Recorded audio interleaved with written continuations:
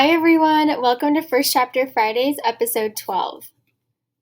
So this week's pick is The Surprising Power of a Good Dumpling by Chim. This is for fans of anyone who likes books about family, books that explore and destigmatize mental health, first-generation stories, and romance. It has great reviews. It's over a 4 on Goodreads.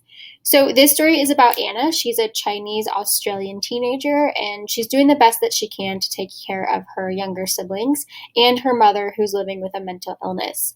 All the while, she's working at her father's restaurant to try and make ends meet. And so she meets a delivery boy at her father's restaurant. He's new, named Rory, and he's a really welcoming distraction, but Anna really can't give him the time that she wants to give him because her mother's health is declining. So let's go ahead and jump into chapter 1. February. The shadows of the leaves on the wall bend to the right, like gentle waves coming to shore. It could be a good day. When Ma stays in bed, our mornings are a game of fortune-telling where I'm forever looking for signs. The search begins when I try and coax her up with a cup of herbal tea. I shuffle down the hallway looking for a shadow that looks like a smiley face, waiting for a shock from the doorknob, or trying to miss the creaking board on the floor. These signs tell me something about what to expect behind Ma's closed door. I can't say if they work or not. There was definitely a day I missed the squeaking board and Ma ended up throwing the tea I brought her against the wall. Bad day. And then there was a time I thought the shadows outside Ma's bedroom door looked like a kitten playing with a balloon. That day, Ma went out and bought me and Lily new iPhones because she said they were on special. Good day. Today's shadows look promising and the knob doesn't shock me. The ceramic lid of Ma's special teacup rattles in my trembling hands as I push the door open. In here, the shadows look menacing. The thin slats of sunlight threaten to break through the barrier of darkness that engulfs the room. She's still in bed. Bad sign. 1 for 1. I set the cup down on the bedside table. Ma's tiny form is lost in a swath of thick blanket, so only a matted black nest of her hair pokes out. I know she's not sleeping. My heart sinks. She's been in bed for 2 weeks now. It's not the first time, and I know it won't be the last. But I still can't smother the plumes of disappointment when she gets like this, when she stops being our mother. Out of habit, I push my glasses up against the bridge of my nose. Ma, tea. I can still detect the tinge of hopefulness in my voice. She doesn't stir. A small breeze makes the blinds tremble and the beams of light shiver, but nothing else in the room moves, certainly not my mother. Ma. I put a hand on the cushion board part that I think is her shoulder and shake gently. Only then does she move, and that's only to flinch my hand away. I stay by the side of the bed waiting for another sign, some acknowledgement that I'm here, but she doesn't turn. As I leave, I shut the door as quietly as I can. This time, I think that maybe the waves in the shadows look more like spikes on a lizard. So not the good sign I thought they were. Or maybe they're just bloody leaves. I plaster on a smile and head into the kitchen. It's eerily quiet, just the sound of the dripping tap from the sink. It's the only plus side to Ma being in her room. My little brother and sister have been on their best behavior in the morning since Ma's been in bed. The two of them are crammed together on one side of the tiny dining room table making breakfast.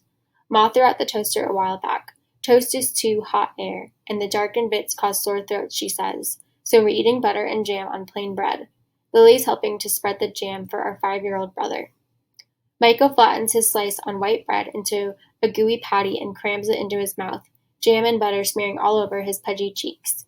I grab a paper towel to wipe it off, but it just spreads the sticky mess around. Now bits of paper towel cling to his face. I shrug and reach for the tub of butter. How's Ma? Lily asks. Sleeping, I say. Lily will know this is a lie, which makes it easier for me to say. I'm a terrible liar, and I don't like to argue with my sister. While some people argue to be right, Lily argues just to prove the other person wrong. Mommy's sleeping? Shh, don't wake her up, Michael says, this way too loudly, so I shush him. As expected, Lily is not buying. Okay, so like talking to herself or not talking at all? At 13, my little sister is more matter-of-fact and sarcastic than I've ever been. She's sleeping, I say again, and jam the butter knife into the hardened brick. I gouge out a piece, not caring that it looks like somebody has hacked away a piece of flesh from the middle of the block. I do my best to spread it, then give up and just fold the bread over. I eat my buttered bread in 2 big bites. The lump of butter melts slowly on the roof of my mouth. If Mommy's sleeping again, are you taking me to school? Michael asks me, a snarled paper towel still stuck to the corner of his mouth.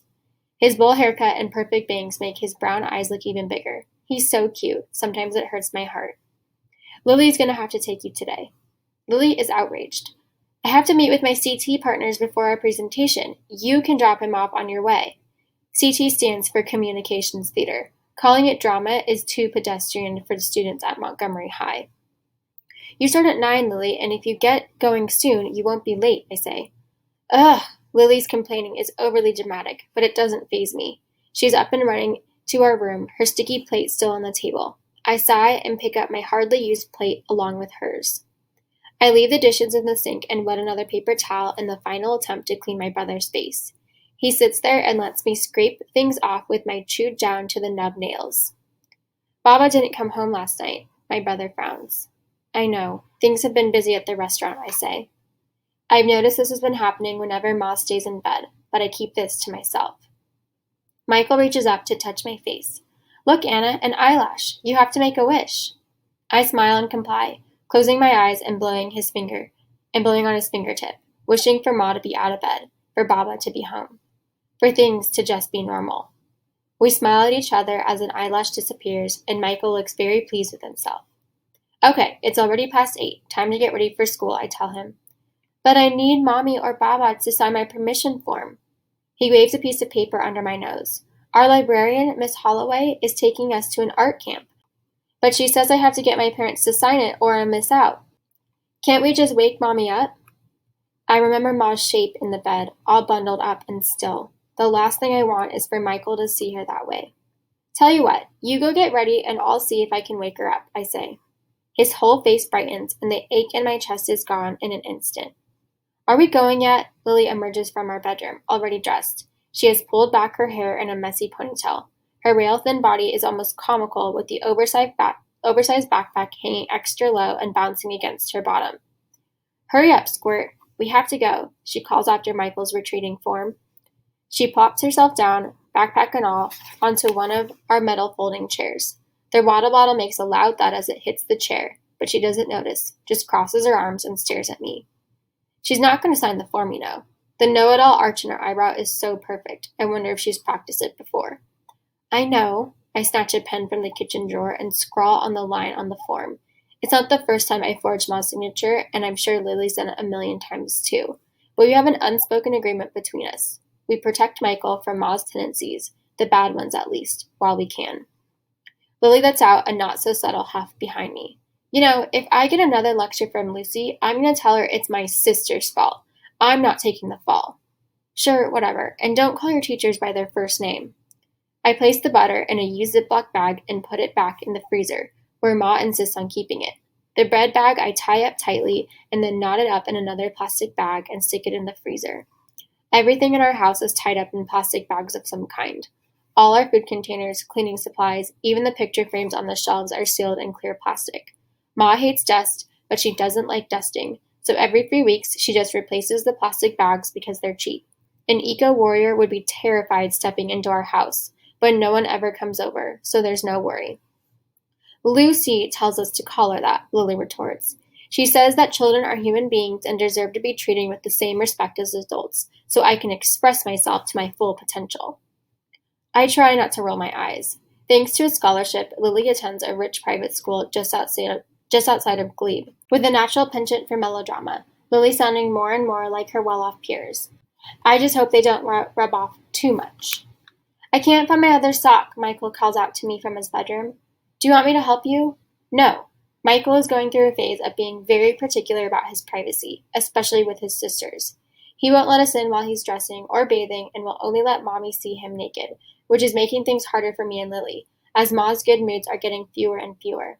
I miss the little guy who ran around naked with his half-done-up diaper trailing behind. Lily rolls her eyes again. Oh gosh, I'm never going to get to school. Be quiet, I call through the closed door. Michael, you have 5 seconds to come out of there or I'm coming in. No! The door bangs open and Michael's standing there in his school shirt and shorts, a striped sports sock on one foot and a gray knee sock on the other. I walk into his bedroom and get on my hands and knees to look. I snatch at what I hope is a gray sock, but it turns out to be a giant dust bunny under the bed. Yuck. If Ma saw this, she'd lose it. Anna, I need my socks. Michael stamps his feet. Anna, I have to go. Lily's screeching makes me wince. Sorry, Squirt, no time. I beckon him over and fold the knee sock over a few times to try and even the two out.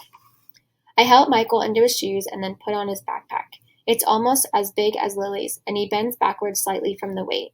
And good news, Ma signed your slip. I wave it in front of him. He frowns as he takes it from me. Really? But you said she was asleep. Ah, she was, but she woke up for a bit and then she went straight back to bed. I think she's really tired.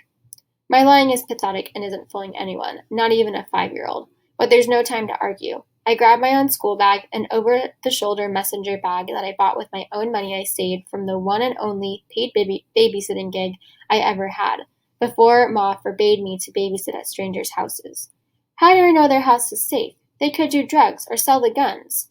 The woman paying me to babysit worked at the Woolworths down the road and was hoping to pick up an extra shift on the public holiday. But there was no use in pointing this out to Ma. Although these days it doesn't seem to matter. She's so often in bed. As I leave for school, I pause by Ma's door, but don't go in. The shadows are gone now. At least for today, there are no more signs to consider. All right, that's the end of chapter 1. This book is available in our library for checkout and also on Sora. See you next week.